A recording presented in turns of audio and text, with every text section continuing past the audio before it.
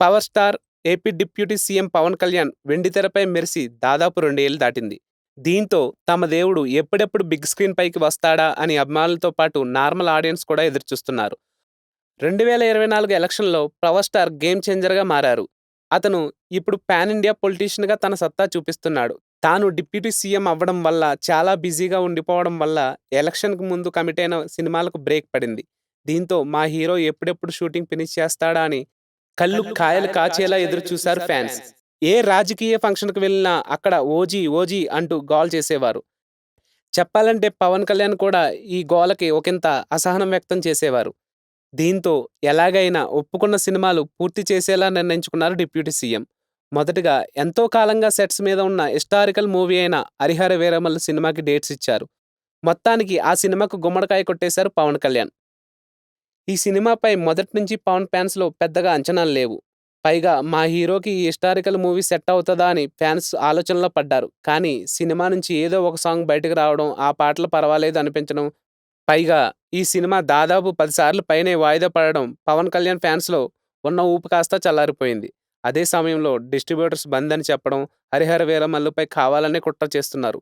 కావాలనే పవన్ కళ్యాణ్ సినిమాపై రాజకీయ కుట్ర చేస్తున్నారని పవన్ ఫ్యాన్స్‌తో పాటు ఇండస్ట్రీ అంతా కోడై కూసింది. ఒక నలుగురు నిర్మాతలు, ఒక రాజకీయ నాయకుడు కలిసి పవన్ సినిమాను అడ్డుకోవడానికి చూస్తున్నారా అని ఫ్యాన్స్ ఆరోపించారు.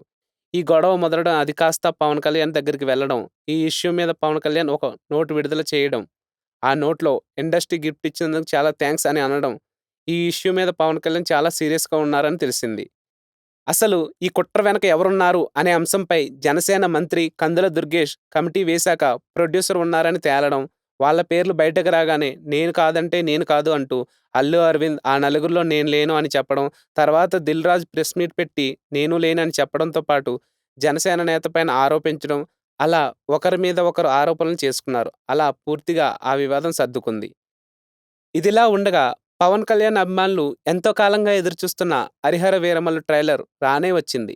ఒక వీరుడి కోసం ప్రకృతి పురుడు పోసుకుంటున్న సమయం అనే డైలాగ్‌తో ట్రైలర్ మొదలైంది. పవన్ కళ్యాణ్ ఒక యోధుడి పాత్రలో చరిష్మాతో, డైలాగ్స్‌తో, పోరాట సన్నివేశాలతో, ముఖ్యంగా ఇప్పటిదాకా మేకలను తినే పులిని చూసుంటారు. ఇప్పుడు పులుల్ని వేటాడే బెబ్బుల్ని చూస్తారు అంటూ పవర్ స్టార్ చెప్పే డైలాగ్ మాత్రం ఒక రేంజ్‌లో ఉందని చెప్పొచ్చు. ముఖ్యంగా ఈ సినిమాలో Keeravani background music, cinematography, action choreography, sets, visuals and VFX సినిమాను మరో ఎత్తుకు తీసుకుని వెళ్ళింది. ఈ ట్రైలర్ సినిమాపై భారీ అంచనాలు పెంచేసింది.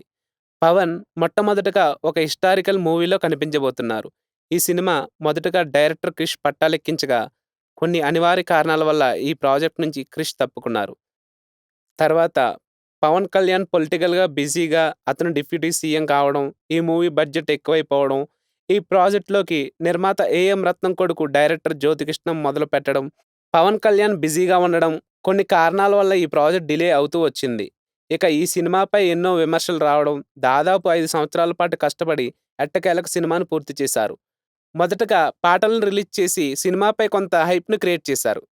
తాజాగా రిలీజ్ అయిన ట్రైలర్‌ని చూసి ట్రేడ్ వర్గాల్లో భారీ అంచనాలు నెలకొన్నాయి.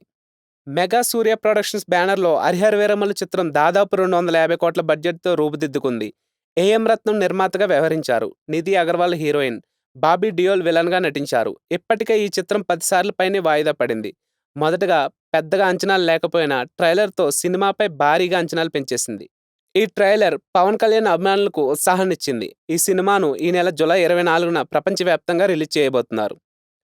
ఈ సినిమా బాక్సాఫీస్ వద్ద మంచి హిట్ అవుతుందనడంలో ఎలాంటి సందేహం లేదు.